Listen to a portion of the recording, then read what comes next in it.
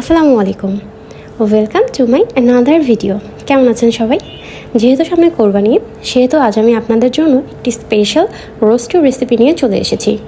এই রোস্টের রেসিপিটা একদম বিয়েবাড়ি টাইপের হয়ে থাকে, তো ভিডিওটি না টেনে পাশেই থাকুন। তো সর্বপ্রথম মুরগির সাথে কিছুটা মশলা অ্যাড করে সেগুলোকে ডুবো তেলে খুব ভালোভাবে ভেজে নিতে হবে। তো ভাজা হয়ে গেলে আরেকটি কড়াইয়ের মধ্যে পর্যাপ্ত পরিমাণ তেল দিয়ে একটু বেশি করে পেঁয়াজ দিয়ে পেঁয়াজগুলোকে খুব ভালোভাবে নেড়ে চেড়ে কিছুটা লাল করে ভেজে নিতে হবে। তো যখন হালকা ভাজা হয়ে যাবে তখন সেই পর্যায়ে গরম মশলা এবং তেজপাতা দিয়ে আরও কিছুক্ষণ মশলাগুলোকে নেড়ে চেড়ে নিতে হবে, যাতে এটার স্মেলটা খুব ভালো আসে। এখন এই পর্যায়ে এর মধ্যে জিরা বাটা, আদা বাটা এবং এর মধ্যে পেঁয়াজ বাটা দিয়ে দিতে হবে। তো মশলাগুলো দিয়ে দেওয়ার পরে এটাকে খুব ভালোভাবে নেড়ে চেড়ে নিতে হবে। এর মধ্যে আবার আলাদাভাবে কিছুটা জয়ফল, জয়ত্রী এবং পোস্তদানা দিয়ে সেগুলোকেও খুব ভালো করে এই মশলার সাথে কষিয়ে নিতে হবে। তো খেয়াল রাখতে হবে মশলাগুলো যাতে এমনভাবে কষানো হয় যাতে মশলার যে কাঁচা একটা স্মেল থাকে এই স্মেলটা না আসে। এটার জন্য মশলাগুলোকে খুব ভালোভাবেই ভাজতে হবে এবং এই মশলাগুলো যখন খুব ভালোভাবে ভাজা হবে তখনই এটা একটা খুব ভালো টেস্ট দিবে। তো এটার মধ্যে আরও সামান্য কিছু পরিমাণ লবণ ব্যবহার করা হয়েছে। এখন লবণগুলো দিয়ে আরও কিছুক্ষণ নেড়ে চেড়ে এটার মধ্যে পর্যাপ্ত পরিমাণ রসুন দিয়ে দিতে হবে। পর্যাপ্ত পরিমাণ কেন বলা হচ্ছে, কারণ আপনারা যে পরিমাণে মুরগির মাংসটা নেবেন ঠিক সেই পরিমাণেই মশলাগুলো আসলে ব্যবহার করতে হবে। তো রসুন দিয়ে নাড়াচাড়ার পরে এটার মধ্যে বাদাম বাটা দিয়ে দেওয়া হয়েছে, এটা চীনা বাদাম বাটা। তো চীনা বাদাম দিয়ে কিছু সময় নেড়ে চেড়ে নিতে হবে।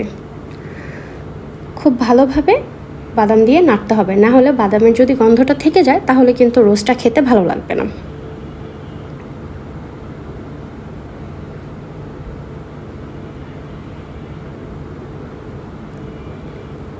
এখন এই পর্যায়ে যেহেতু মশলাতে একটু তেল কম হয়ে গিয়েছিল সেহেতু আরও কিছু পরিমাণ তেল ব্যবহার করতে হবে। খেয়াল রাখতে হবে যাতে নিচে পোড়া লেগে না যায়।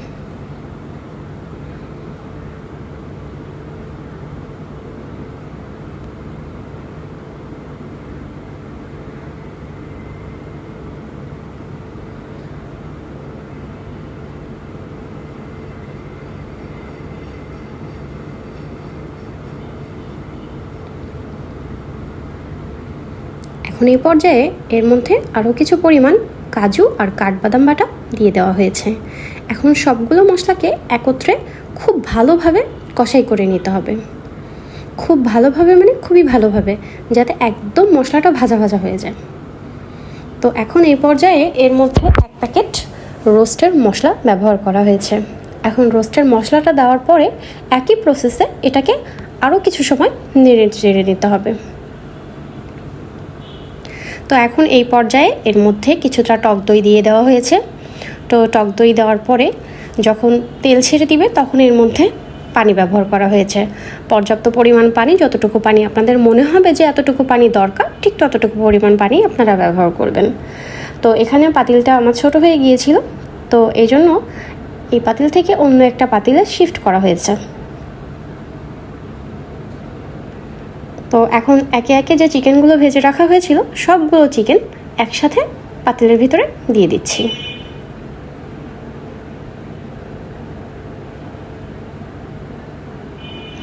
তো চিকেনগুলো দেওয়ার পরে এমনভাবে মশলাগুলোর সাথে মেখে ফেলতে হবে যাতে করে প্রতিটা চিকেনের গায়ে মশলাগুলো খুব ভালোভাবে লেগে যায়। তো এরপরে এর মধ্যে পর্যাপ্ত পরিমাণ পানি দিয়ে দিতে হবে। পানি দিয়ে কিছু সময় ঢেকে নেড়ে চেড়ে নিতে হবে।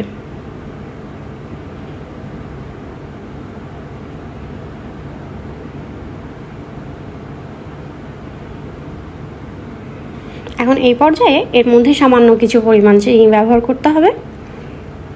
চিনি ব্যবহার করে এখন এটাকে আরেকটু নাড়াচাড়া দিয়ে তার মধ্যে সামান্য কিছু পরিমাণ শুকনো মরিচের গুঁড়ো ব্যবহার করতে হবে। তো এখন এর মধ্যে কিছুটা গুঁড়ো দুধ দিয়ে দুধগুলোকে রোস্টের তো গুঁড়ো দুধটা দিয়ে খুব ভালোভাবে এটাতে চারিপাশে ছড়িয়ে দিতে হবে।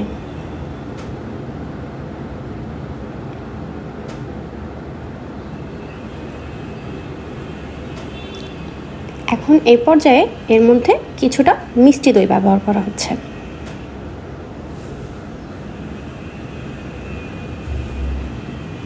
মিষ্টি দই দেওয়া হয়ে গেলে এর মধ্যে পর্যাপ্ত পরিমাণ টমেটো কেচাপ দিয়ে দিতে হবে। তো সবগুলো উপকরণ একসাথে দিয়ে এটাকে খুব ভালোভাবে নেড়ে আরও কিছু সময়ের জন্য রান্না করতে হবে। এখন এই পর্যায়ে যেটা শাহি একটা ফ্লেভার আনবে সেটার জন্য এটার ভিতরে মাওয়া দিয়ে দিতে হবে। মাওয়াটা দিলে এটাতে বিয়েবাড়ির যে একটা রোস্টেড টেস্ট আসে সেই ফ্লেভারটা পাওয়া যায়। আসলে রেসিপিটা আমার আম্মুর হাতের, উনি যখন রান্না করে তখন সম্পূর্ণই বিয়েবাড়ির রোস্টের একটা টেস্ট আসে।